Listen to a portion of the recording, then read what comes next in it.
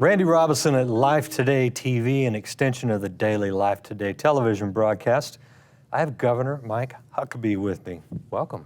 Thanks, Randy. Great being here. Thanks for coming to my humble set. I like it. I think it's great. I love what you've done with the place. Well, thank you. It's quite a transformation. Okay, so you got a new book, God's Guns, Grits, and Gravy. Yeah. Give me the overview of that so people can get an idea what you're talking about. Well, there's a big disconnect between people who live in what I call the bubbles of New York, Washington, and Hollywood, where most of our cultural table is set. That's where we have the world of fashion and finance and politics and government and entertainment and news, everything that really affects our culture. But if you think about it, people that live in those three bubbles are very disconnected culturally from those of us who live in what I call Bubbaville, where the Bubbas are, the land of God, guns, grits, and gravy. And so that's kind of the overarching theme of people who live a very different kind of life than the people in New York. I go to New York every week to do my show for Fox News. And so I get a taste of it every week. And I go there and I think, wow, the people living here are nothing like the people who live where I live and where I come from.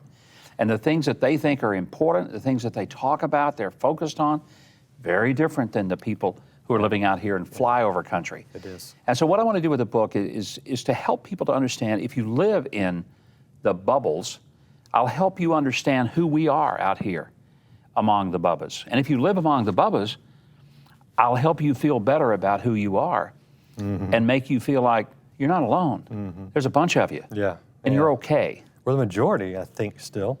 Yeah, Normal geographically, people. overwhelming the majority. And if you look at a map and look at how people voted, the red versus the blue, and that's not a pure form because there are obviously people in Bubbaville who are very liberal. There are people, even in places like New York, a few, that are conservative. But for the most part, you'll see these blue, dark spots on the coast and this vast red, just huge, vast part of America for the rest of the country.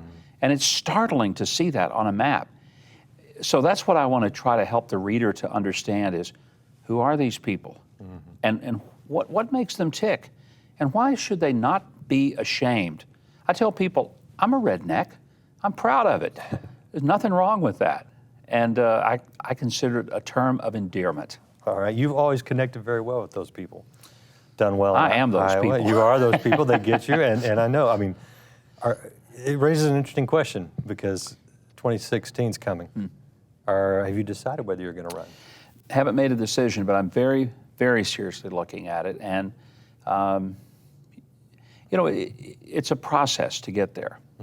And I'm going through that process. But for me, Randy, it's as much a spiritual decision as it is a political or even financial decision. So you pray about it, you have to have peace about it, that kind of thing. It's a drag on your family. And I tell people running for president is like sticking your face in the blades of a fast-moving fan. And you have to be able to accept the sight of your own blood because you're going to see quite a bit of it if you run. Yeah. You would have to leave Fox News to do that, definitely, right? Are you willing to do that? Well, I'd have to. And that's one of the things. And I have to be very careful even before I make a decision.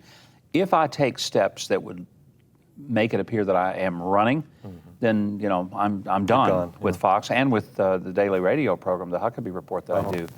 So, you know, for me, it's not like sticking my toe in the water and saying, well, I may sort of feel this out.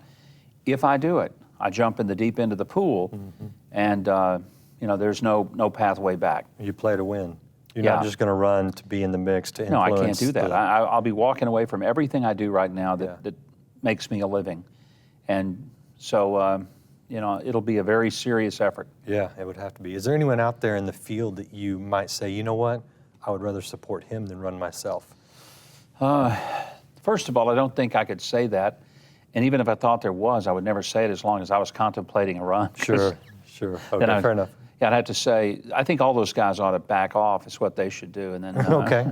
Just go ahead and drop now. It would make it so much easier. Then my decision could be made. If everybody would just come to me, everyone who's thinking about it, and say, you're the guy. You know, some of them are afraid you're going to run. Well, I'm glad you're they popular, are. because you've won some key states, especially early states. Yeah. And so I know for a fact that some of them are watching you to see what you do, to decide how they're going to react, because they have to react to you. You're one of the more influential ones in the field. You know, my decision will be based on what someone else does, and I understand what you're saying, but I think you've got to approach a political race not looking around to say who else is on the field. I know, having run 4 marathons, which I did, the one thing I learned was you go out there on that path, and you have to continually say to yourself, my race, my pace. Yeah. Don't look around. Don't think, oh, he's getting ahead of me. Right. Because this is a long race. one, yeah. He may get ahead of me for a while. Don't worry about it. Shake it off. Run your race, run your pace. Know what you can do to get to the finish line, and what other people do is not your problem. Mm-hmm. Mm-hmm. Can we talk about the Democrats? Sure. Hillary going to get it? Or are they going to bail on her again? See, I don't think it's a foregone conclusion that Hillary's the nominee. I did last time, and I was wrong. Yeah, a lot of people Right. were wrong. Who believed that a guy with the name Barack Hussein Obama could beat Hillary Clinton in 2008? Right, I did. But he did. Yeah. So people who say, well, it's a locked deal. No, it isn't. I'm not even sure, Randy, that she runs when it gets right down to Really? it. I think she will. I mean, all indications are that she will. But she may walk this thing all the way to the altar and then give the ring back. To who? That's the real question. I think there are some Democrats who are waiting to see what Hillary does. Sure. Their smart move is to go out there and start getting after it. Positioning themselves. Exactly. Yeah. Here's the thing people sometimes, I think, fail to understand about a political race. There may be 4 or 5 people in front of you. You think all of them are more advanced. They're going to raise more money. They're better known. Mm-hmm. They have a better network of people. Mm-hmm. I get all that. But you don't know how many of them are going to stumble, how many of them will overspend their money and have to quit because they did what the federal government does. They spent money they didn't have.